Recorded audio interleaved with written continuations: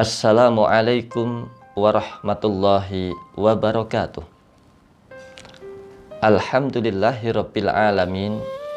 Wassalatu wassalamu ala asyrafil anbiya'i wal mursalin wa ala alihi wa sahbihi ajma'in, amma ba'd. Saudara-saudaraku pemirsa yang semoga mendapatkan cucuran rahmat dari Allah Subhanahu wa ta'ala. Kita telah diciptakan oleh Allah sebagai manusia yang hidup di alam dunia. Manusia yang hidup harus mempunyai tujuan hidup. Jikalau ada orang yang hidup namun tidak mempunyai tujuan hidup, dia tidak pantas untuk hidup.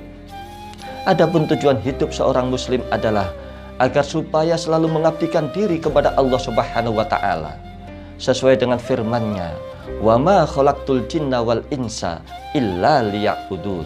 Dan aku tidak menciptakan jin dan manusia kecuali agar supaya beribadah kepadaku, kata Allah. Saudara-saudaraku rahimakumullah, umat Islam di dalam beribadah kepada Allah Subhanahu wa ta'ala mempunyai beberapa kategori. Menurut seorang filosof yang bernama Ibnu Sina, di dalam bukunya beliau mengatakan bahwa umat Islam itu beribadah kepada Allah ada 3 kategori. Yang pertama adalah di tingkat yang paling rendah kategorinya, yakni dia itu beribadah kepada Allah motivasinya takut masuk ke dalam neraka Allah Subhanahu wa ta'ala. Orang yang demikian ini beribadahnya ibaratnya adalah seperti budak terhadap majikannya. Dia menjalankan apa yang telah diperintahkan oleh majikan. Itu sebuah kewajiban, yang penting dia tidak dihukum. Seorang karyawan terhadap atasannya, yang penting apa yang telah diperintahkan oleh atasannya dikerjakan, yang penting dia tidak kena sanksi. Orang yang demikian ini kalau sudah beribadah, dia akan terjebak dengan rutinitas ritual, hanya sekedar untuk menggugurkan kewajiban-kewajibannya. Salah satu contoh, jikalau dia itu menjalankan sholat, dia sudah senang selesai untuk menjalankan sholat. Begitu nanti sholat maghrib ada azan lagi, dia merasakan perasaan baru sholat asar, kok sudah sholat maghrib. Habis sholat maghrib, istirahat, ada azan isya, dia merasakan perasaan baru sholat maghrib, kok sudah masuk isya. Karena dia itu merasakan sholat ini adalah sebuah kewajiban, bukan sebuah kebutuhan. Saudara-saudaraku pemirsa rahimakumullah, tingkatan sedang ataupun yang kedua adalah tingkatan orang yang beribadah kepada Allah ini motivasinya adalah mengharap pahala agar supaya masuk ke dalam surga Allah Subhanahu wa ta'ala.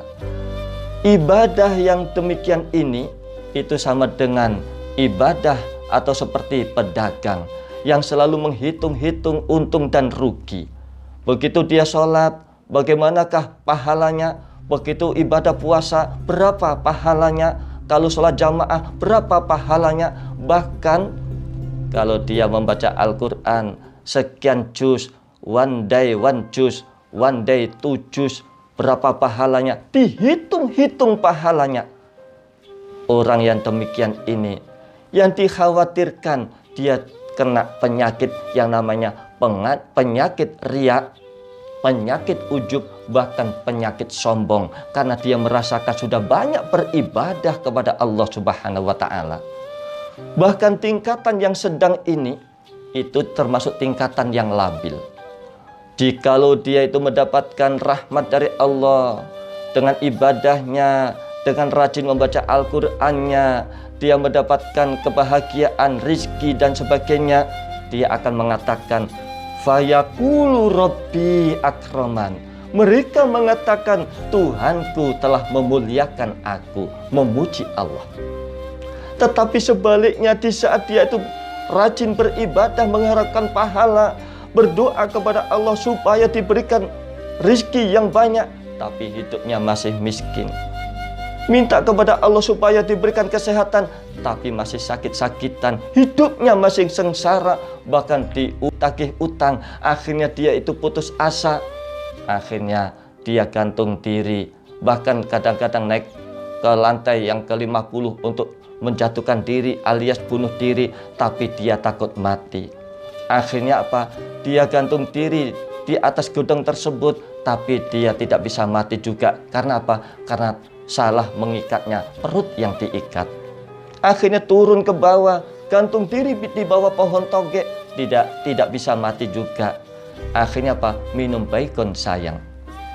Orang yang tingkatan labil ini bisa putus asa, maka itulah tingkatan yang kedua, masih termasuk tingkatan yang labil. Saudara-saudaraku, pemirsa rahimakumullah, tingkatan yang ketiga ataupun yang paling tinggi, yaitu orang yang beribadah kepada Allah, motivasinya adalah hanyalah untuk mengharap ridho dari Allah Subhanahu wa Ta'ala.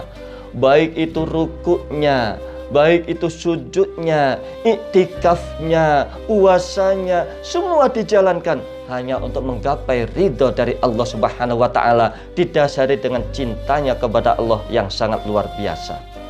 Kita teringat dengan seorang sufi, bahkan waliullah, perempuan yang cantik, yang solihah, yang bernama Rabi'ah Al-Adawiyah. Beliau itu beribadah, sujudnya, rukuknya, puasanya, semua itu hanyalah untuk menggapai ridho Allah Subhanahu wa Ta'ala.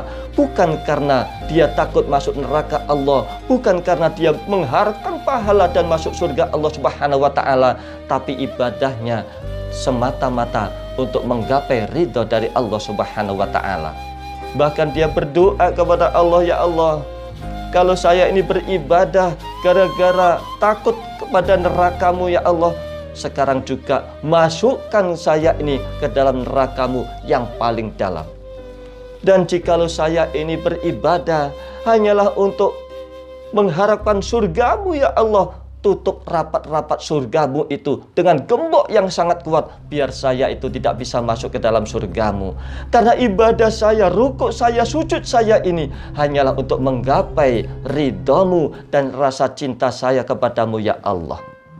Maka orang yang ibadah seperti ini, itu termasuk orang yang sangat ikhlas di hadapan Allah, khusyuk di dalam menjalankan ibadah sholat, sesuai dengan firman Allah, wa ma umiru illa liya'budullaha mukhlishina lahuddin.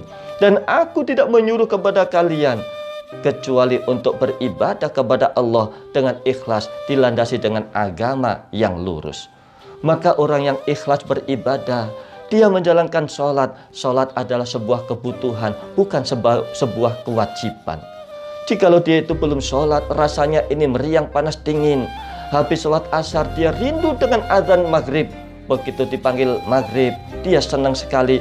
Habis sholat maghrib, dia juga merindu dengan panggilan isya. Begitu sholat isya, dia senang sekali. Bahkan dia menjalankan ibadah puasa, tidak ada rasa lapar dan haus karena rasa cintanya kepada Allah Subhanahu wa Ta'ala. Bahkan dia menjalankan sedekah. Jikalau dia mempunyai harta yang masih ada di dalam rumahnya, dia tidak tenang dalam hatinya. Dia merasa tenang kalau harta itu sudah disedekahkan kepada orang lain, karena merasakan semua itu adalah titipan Allah. Karena cintanya kepada Allah Subhanahu wa Ta'ala, dia sedekahkan harta itu. Saudara-saudaraku rahimakumullah, setelah kita telaah, ada 3 motivasi hamba Allah beribadah kepada Allah Subhanahu wa Ta'ala. Memang ketiga-tiganya itu adalah bagus, namun ada yang lebih bagus lagi, yaitu tingkatan yang paling tinggi, yaitu hanya menggapai ridho dari Allah Subhanahu wa Ta'ala. Mudah-mudahan motivasi ini bisa mendorong kita supaya ibadah kita betul-betul ikhlas karena Allah Subhanahu wa Ta'ala, sehingga ibadah kita ini betul-betul untuk mengharapkan ridho dari Allah Subhanahu wa Ta'ala. Terima kasih atas kesabarannya. Mohon maaf barangkali ada kurang lebihnya. Mudah-mudahan ada manfaatnya bagi kita sekalian. Insya Allah kita akan berjumpa lagi di waktu dan channel yang sama. Billahi taufik wal hidayah. Wassalamualaikum warahmatullahi wabarakatuh.